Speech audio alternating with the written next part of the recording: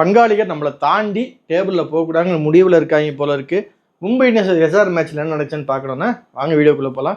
IPL Talks with Badri.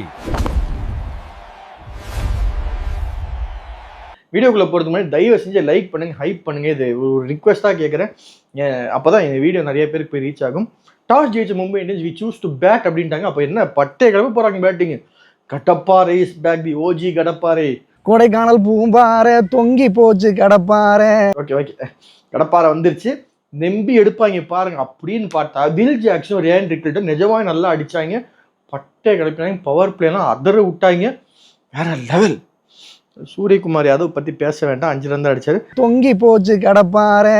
But மித்தபடி நமந்தீர், நம்ம ஹார்திக் பாண்டியா, திலக் வர்மா இது போட்டு அப்படி இப்படின்னு பார்த்தா 243 ரன் அடிச்சிருக்காங்க. இதுல முக்கியமா Ryan Rickelton not out, 123 run. Batting man என்ன எல்லா பவுலரும் அடிக்கிறான் சார்.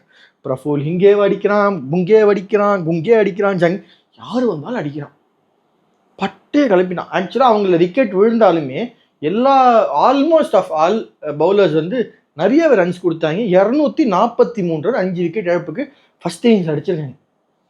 நமக்கு வந்து ஒரு சிஎஸ்கே ஃபேனாக இருக்கும்போது அப்படி தோணும். ஆனால் எஸ்ஆர்ஹெச் ஃபேன்ஸுக்கு அப்படி இருந்திருக்காது. காரணம் இவங்க ஒரு கடப்பாறைன்னா அவங்களும் ஒரு பெரிய கடப்பாறை தான். கடப்பாறையை தூக்கிட்டு அவங்களும் உள்ள வந்துட்டு தொங்கி போச்சு கடப்பாறை. எடுத்த உடனே பார்த்தீங்கன்னாலே ஃபயரி ஸ்டார்ட்னே சொல்லலாம். அபிஷேக் சர்மாவும் டிராவிஸ் ஹெட்டும். ஆனால் இவங்க பவுலிங்கில் ஒன்று பண்ணாங்க பாருங்க, மேட்ச் முழுக்க கேட்ச் விட்டாங்க. அதை கூட விட்டுலாம், கேட்ச் ஆனது அப்பீல் கூட பண்ணல. ஏண்டா நீங்கள் தான் வைடு போன அப்பீல் எல்லா அளவுக்கு அப்பீல் பண்ணி தொலைவீங்கடா. அந்த அப்பீல் பண்ணி தொலைஞ்சுதான் அந்த விக்கெட் விழுந்திருக்கும், ரன்ஸியாவது கம்மியாக அடிச்சிருப்பேன், நீங்கள் தப்பிச்சிருக்கலாமே. ஆனால் இல்லை, நல்லா பட்டு அடிச்சு. ஆனால் திடீர்னு விக்கெட்லாம் விழுந்துச்சு.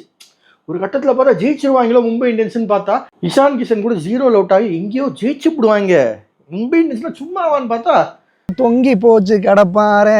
சும்மாங்கிற மாதிரி அடிச்சு முடிச்சான் சார் கிளாசன். எனக்கு தெரிஞ்சு அந்த 243 அடினா அடிச்சிருப்பேன்.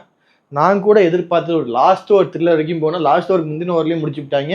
ஈஸியாக ஜெயிச்சா மாதிரி இருந்துச்சு. எனக்கு தெரிஞ்சு எஸ்ஆர்ஹெச். மும்பை இந்தியன்ஸோட பவுலிங் கொஞ்சம் சுமாராக இருந்துச்சு, ஃபீல்டிங் கொஞ்சம் சுமாராக இருந்துச்சு. ஆனால் ஹார்திக் பாண்டியா திடீர்னு ரொம்ப கூலாக இருந்தார். அதான் என்னன்னு தெரியல. நான் மேட்ச் பார்த்த வரைக்கும் நான் அப்புறம் ஒரு செகண்ட்னா கண்ணு சொருவுது, நான் அப்படியே கண்ணை திறந்து பார்க்குறேன்.